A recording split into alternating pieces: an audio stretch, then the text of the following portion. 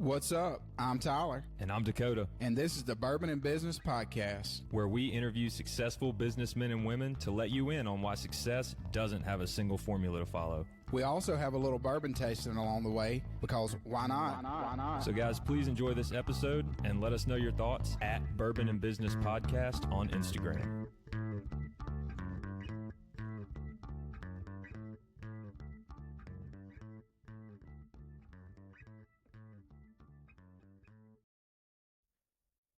Coming to you from the Bourbon and Business Studios here in the Capitol Club in downtown Jackson, Mississippi. I'm Tyler. And I'm Dakota. And this is the Bourbon and Business Podcast. How you doing this morning, Dakota? I feel great, Tyler, other than being under the weather with some allergy stuff going on. But well, what about you? I'm feeling great this morning. I feel like Josh Turner. That's what I feel like. Like Josh Turner? Okay, well, nice. I won't sing for you, though. Sorry. You know, the views we have here at the Capitol Club, if you're interested in them, if you're interested in joining, they have lunches daily. They're delicious, too. Networking opportunities, a rooftop bar. You can Yeah. go online and join today. And you want to introduce our guest to us? I do. Today we have special guest, Anna Jane Stanley. She is Vice President of Bellamere Development. Anna Jane, welcome. Thank y'all for having me on. I appreciate it. Glad to have you. And what are we sipping on today? Today we're sipping on a Penelope Cocktail Edition. So this is a peach old fashioned that has already been made. You're supposed to serve it chilled or over ice. We have it just straight up this morning, which is great. Room temp, just how I like it. What do you think? Well, you know, we've had Penelope on before and it was really good. I don't typically like pre-mixed cocktails in a bourbon, but this is very smooth. I think if you did put it on ice, it would be really good. I'm gonna have to give it for a mix bourbon, probably 8.0. This is killing me. 8.0. Yeah, Fantastic. I mean, it's pretty good. That was like $30. Okay, wow. So $30. Great for a party, event, anything like that. Be sure to check out Cheers Vineyard in Gluckstadt. They'll hook you up. Yeah. So, well, Anna Jane, we appreciate you coming on this morning.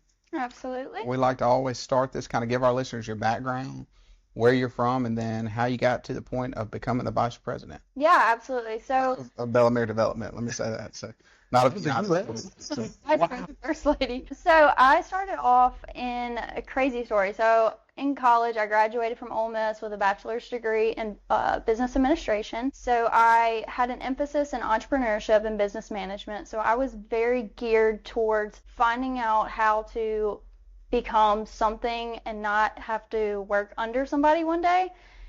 So I really just was finding ways to figure out how to run a business, own a business, manage a business, and through that I was like, you know what, I really also think I want to go to law school, because I was just always infatuated by the law. And so when I was 18, I worked at a chancery courthouse under a local judge, and he mentored me through that, and he said, you know, I really do think you have a future in this, but is this something that you want to pursue? And you know, the crazy thing about when you say you want to go to law school, every single lawyer, it's the only profession where someone will say, don't go to law school. Oof. And that is very telling in and of itself.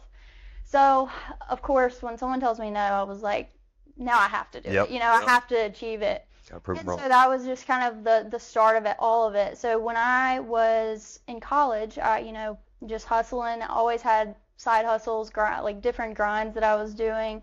And I DoorDash like during COVID because I wanted to learn more about Oxford, and that ended up as a whole another rabbit hole in that story. Gosh, I bet that was wild. Yeah, going into different locations where I was like, I didn't even know this part of Oxford existed.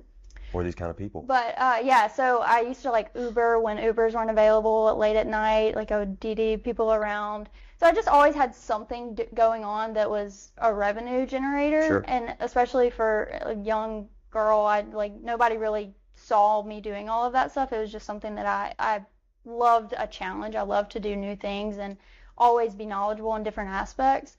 So the biggest thing for me was when I was going through college, I was also doing a little bit of like modeling, and I had signed with an agency, and through that I ended up getting connected with a hair and makeup artist in Oxford. This hair and makeup artist happened to know a very wealthy individual who owned real estate down in Vicksburg, Mississippi, and he had just opened up the old Harris Casino in Vicksburg and then renovated it to become this mixed-use development. There was a whole new quality of life for Vicksburg. It was a generator for economic development and kind of a catalyst in the rest of everything that you see going on now in that area.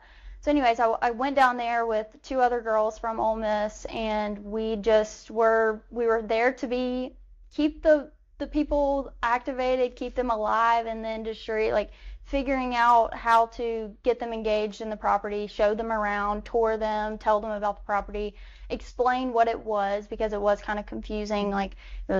So you have apartments on the top floor, hotel on the bottom floor. Yeah. It's what is, no one's ever really seen this. Can you help us out? And so that kind of was where I ended up meeting what was now what we call the owner of Bellamere Development.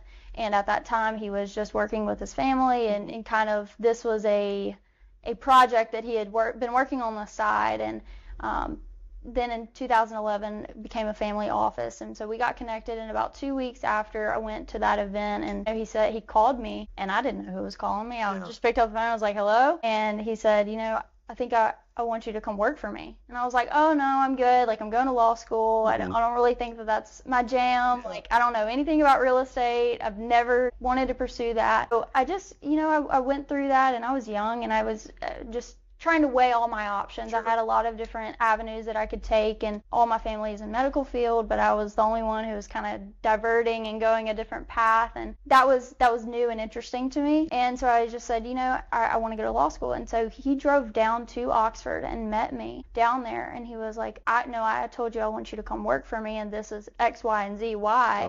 After that, the rest was history. Yeah, so I went down there, and I just took a chance on it. I said, if I'm going to bet on anybody, I'm going to bet on myself. And if he believes that I can do this, he sees something in me that I obviously don't see in myself yet. And that was powerful to me at that age. And I had to keep my guard up, because I was a young female, and I was in college. I didn't have any experience. I was like, why is this guy so interested in wanting to help grow and develop me?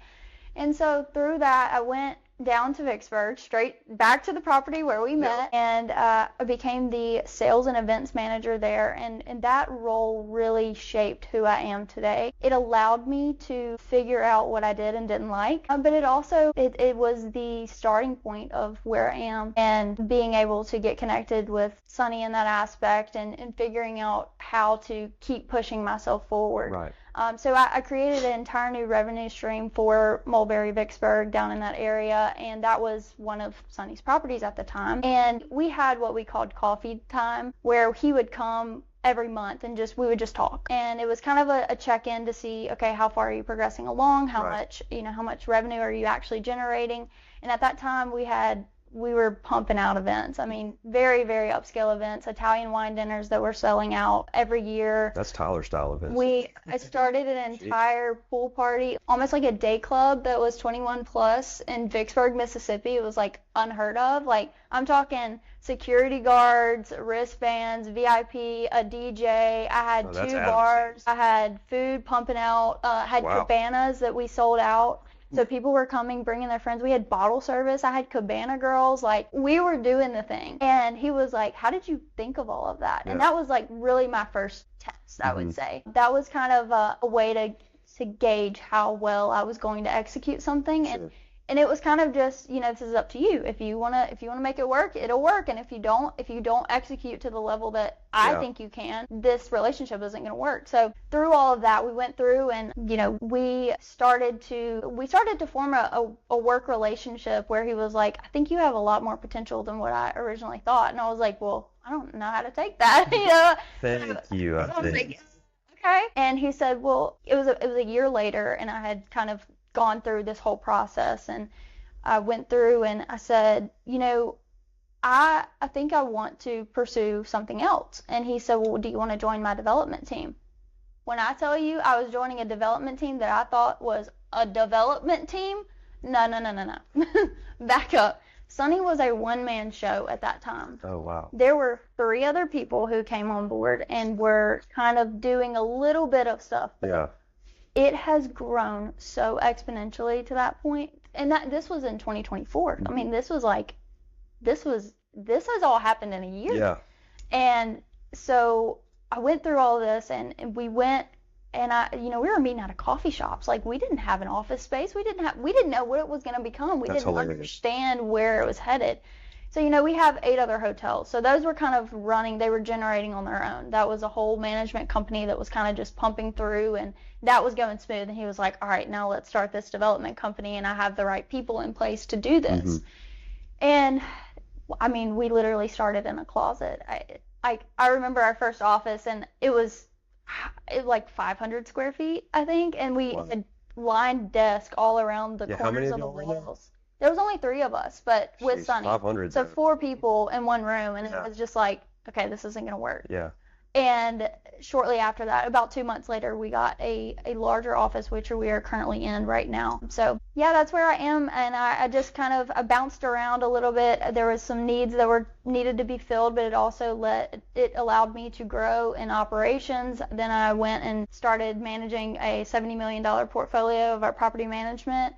I did that for a long period of time, and then now I kind of have established myself and in what I want to do and how I can execute things. And Sunny took to that and understood, and so was promoted to that vice president title as of recently. And that's a really cool thing that I'm honored and humbled at 24 years old that I have the ability to say that. It's a blessing. But I've also been blessed with a mentor who really does value growth in the industry, and my story is one of many in the company. I can tell you about the maintenance man who's now the regional north manager of our management company for all our hotels. I can tell you about a woman who started as a night auditor at 21 years old, and now she's the president of the management company. So my success story is not an anomaly. It's the whole epitome of Bellamere Development, and that is a true testament to what we are and what we do. Yeah, that's fantastic, and kudos to Sunny for being able to lead like that, because that shows true character as well. Yeah, and I was going to say, one thing that piqued my interest was how important was it to have somebody, especially like you're in college, you've never really, you've had these side hustles, but hadn't worked in really corporate America at this point.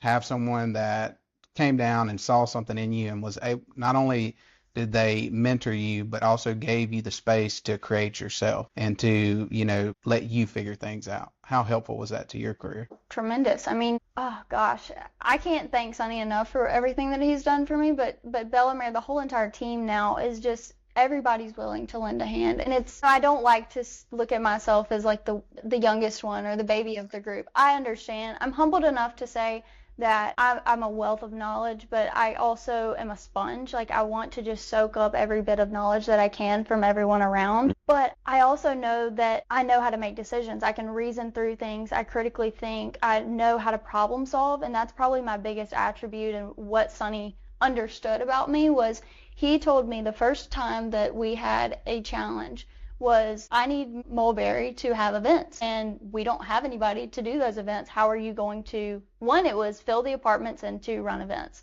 How are you going to do that?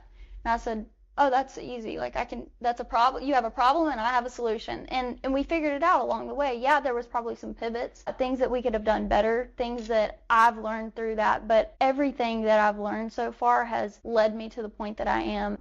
And it's all really, I mean, it's not me. It's not in my own strength. I wouldn't have known anything about this industry without somebody to mentor me through that. And so obviously you're a very driven individual, especially at 24, to accomplish what you've accomplished up to this point, and to be able to go into an industry that you'd never been in and solve problems. That would intimidate most people. Where does that drive come from? Is there something you can look back at your childhood, where you were in high school? Like, where did you develop that? Yeah, absolutely. So I played competitive sports growing up. I played soccer for 10 years, traveled all around. My brother was in that. He played on the nationals team, playing soccer. He was on a very good team.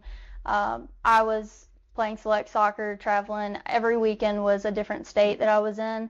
And really, my parents are very extremely hard workers. I didn't want to be the one who didn't succeed in life, because I had two examples in my life that they were driven people who worked hard, and I was never handed anything on a silver platter. I wasn't without wants or needs or anything like that, but I definitely was told that you have to work hard to be successful. And so that has always stuck in the back of my head, that if the moment that I stop working hard for what I want and limit myself is the point where I will crash and burn. So that drive comes from an internal, little Anna Jane would look back and say, there's different points of life where you don't even realize how far you can go. So I don't limit myself at all. I don't think that there's a ceiling for me. I think it's not a good analogy when people talk about glass ceilings and hitting that limit. I think the biggest enemy is yourself. So if you believe you can do it, you almost have to be a little delusional. Yeah,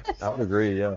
Like, it's just, if I would have said this is where I'd be at 24 years old, I would have laughed in your face, because it's just not, that doesn't sound plausible. But now I'm there and I'm like, oh, well, I have plenty more up my sleeve. Like, I have plenty more that I can do, so much more. I mean, in 10 years, I'll be 34 years old. Yeah. Like, what can I accomplish in 10 more years is wild to think about. Well, tell us a little bit about, so how do y'all go about selecting sites and saying, hey, we want to develop something here. We feel like that this could be a good location for us to put a property, and to kind of like what you did in Vicksburg. How do y'all go about figuring that out? I've always wondered that, Tyler, because in my mind, Sonny goes somewhere and he goes, this is it. This is the spot, right? He just like stands there and he's like, I can feel it. Yeah, there's this like where the casinos go. You know what I mean? Like, what does that look like? To an extent, yes. He's a brilliant mind. Yeah. He can stand in front of a piece of land and imagine the duct work, the electrical work, the plumbing, the fixtures in a building, and it is a skill that not many people possess. I do not. So I can attest to that, because I've seen him do it, and I'm like, oh my gosh. Yeah. So I don't possess that skill, but I can tell you what we do is we exclusively partner with people who want to do transformational projects. And what I mean by transformational is the exact opposite of transactional projects. Anybody can make money, right? So you have a development where someone says, hey, I want to be a very good steward of my money. I want this to do something that has a quality of life, that we are just finding ways to make the community a better place. Mm-hmm.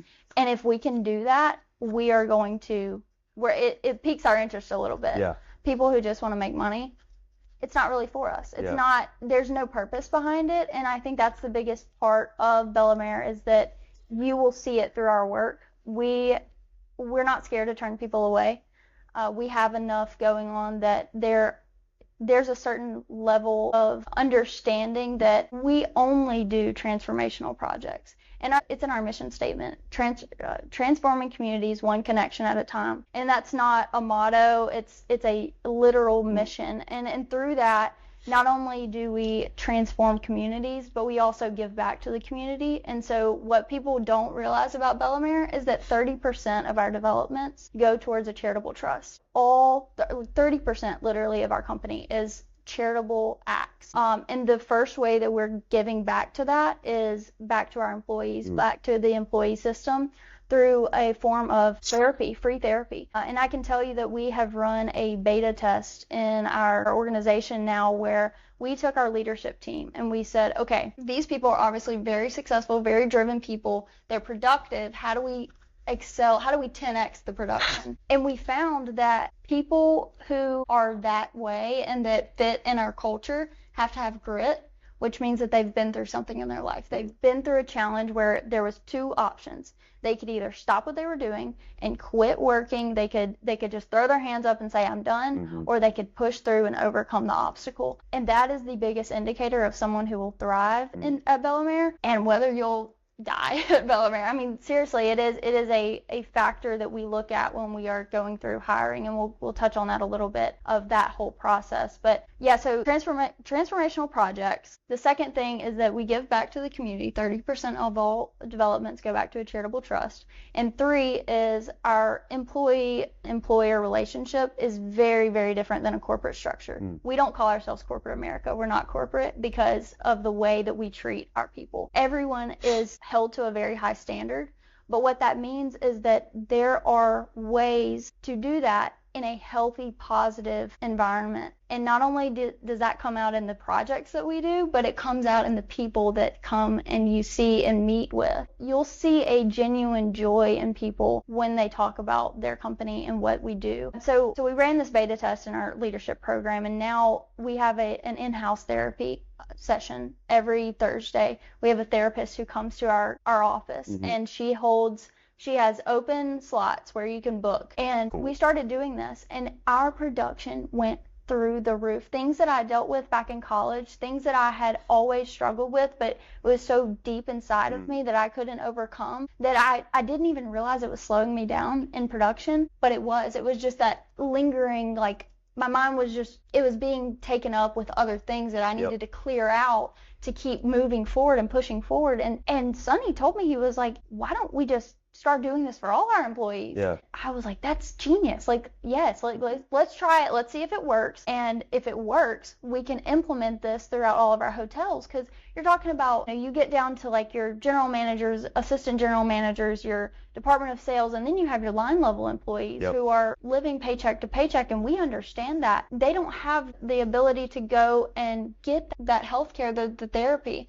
So why don't we just bring it to them in a free way? So we are now implementing therapy sessions at the hotel level across the board, everywhere we go. Any employee of Bellamere, of Certified Hospitality Management, can go sign up for a therapy session and get free therapy. Fantastic. And that is how we are giving back, because all our mission is to make the world a better place. And it's not through words, it's not through me sitting here telling you about it, it's through actions. And I think the more and more projects that you're about to see come out, it's going to be very evident in that. So I'm glad I got to share a little bit about the backstory on some of that, because that's what people don't realize. Well, one thing I wanted to touch on as well is, what are your thoughts on, obviously I think Mississippi's in a growth stage. I think it's a very, I've lived here my whole life. Sounds like I think you've lived here your whole life. Dakota has. Born and raised. And so, I mean, we've been here for a long time. But there's I guess, a buzz in the air now. Like, things seem to be going in a positive direction.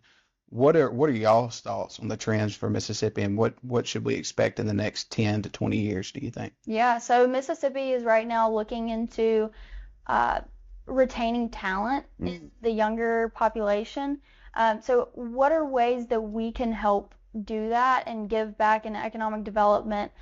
So our industry, obviously commercial real estate is booming right now. Everybody is looking for it. Everybody is trying to figure out how to get into this industry. And that's why, like I said, we turned down some of these projects, because everybody wants to do it.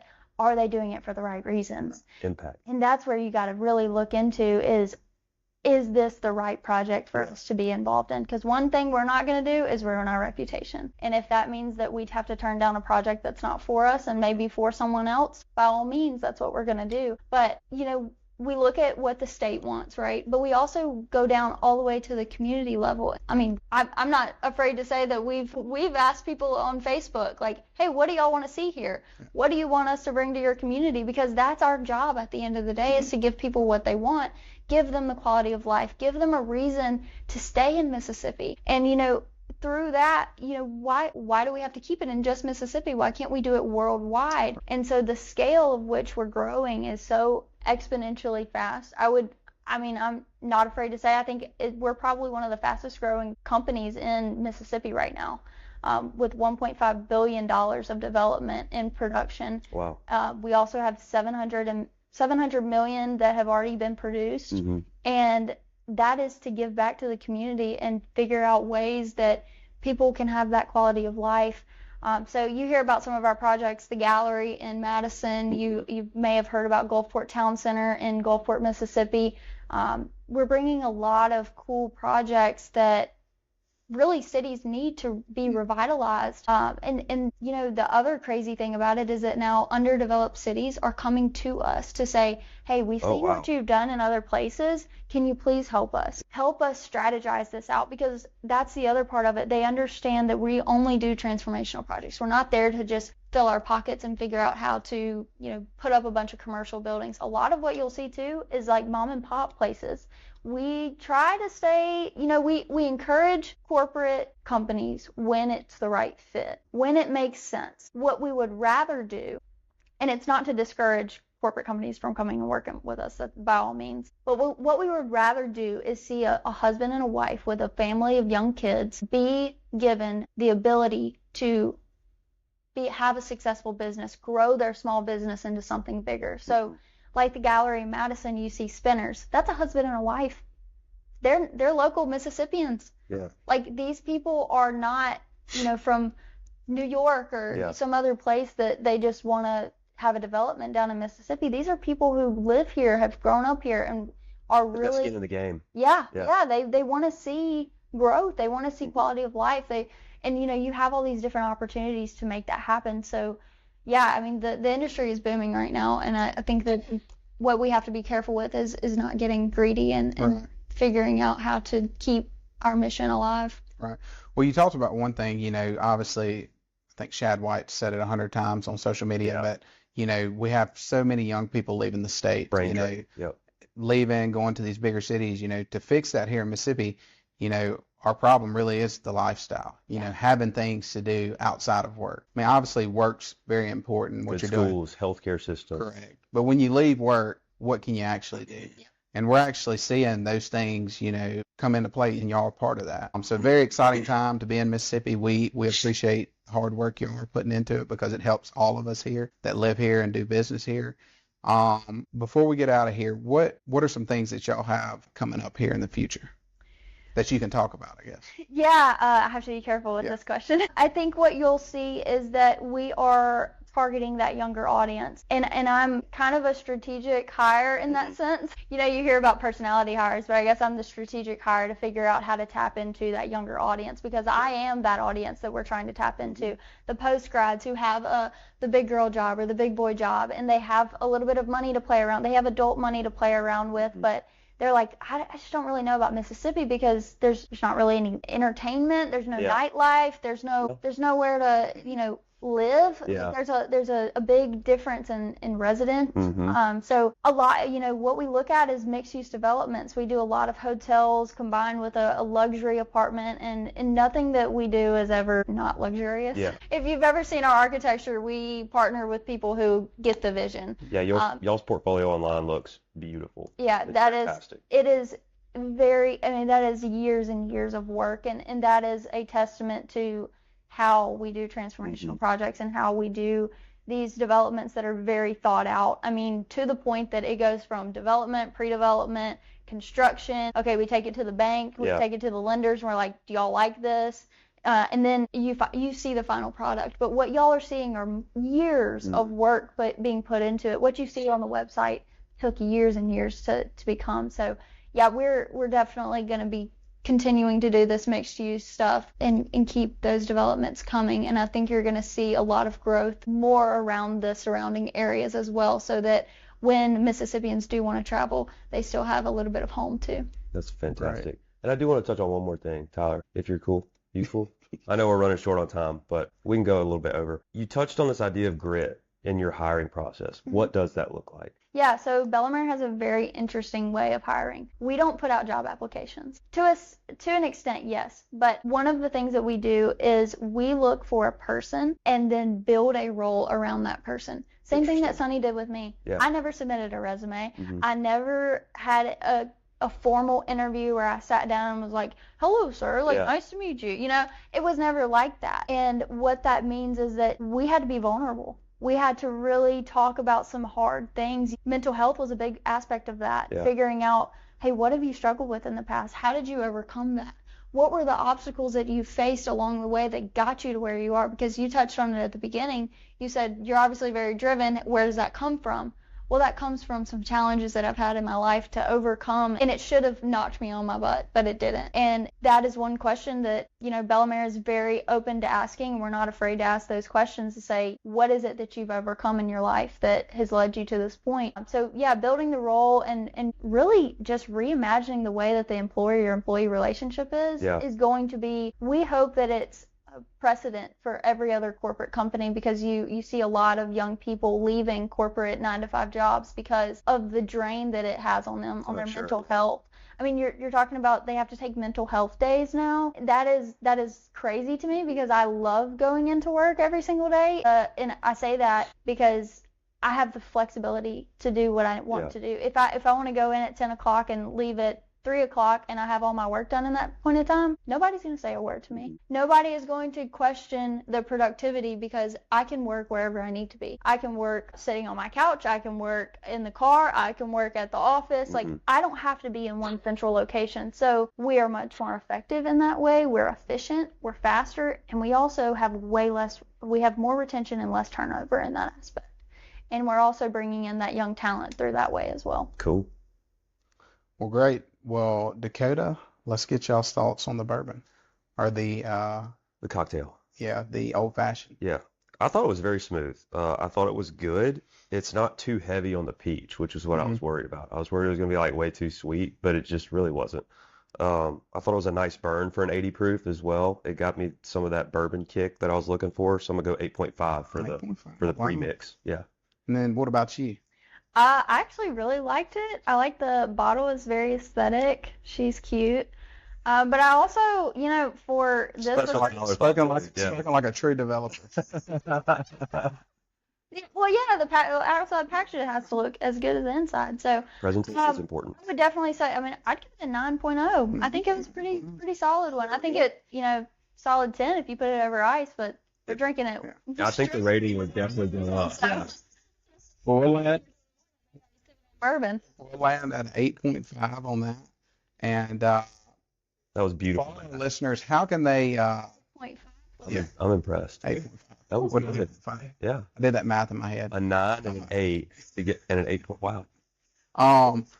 Tell all our listeners, how can they follow y'all on social media or connect with y'all and see the projects that you're working on? Absolutely. Well, we actually, we're going to be starting a new division here shortly that I can't announce yet, but it's going to have some other handles, Instagram, social media handles there. But you can follow us at Bellamere Development on Instagram, Bellamere Development on Facebook, and I believe we have LinkedIn as well, so Bellamere Development there. You can also connect with me, and I can get you hooked up with anybody else in our organization. So.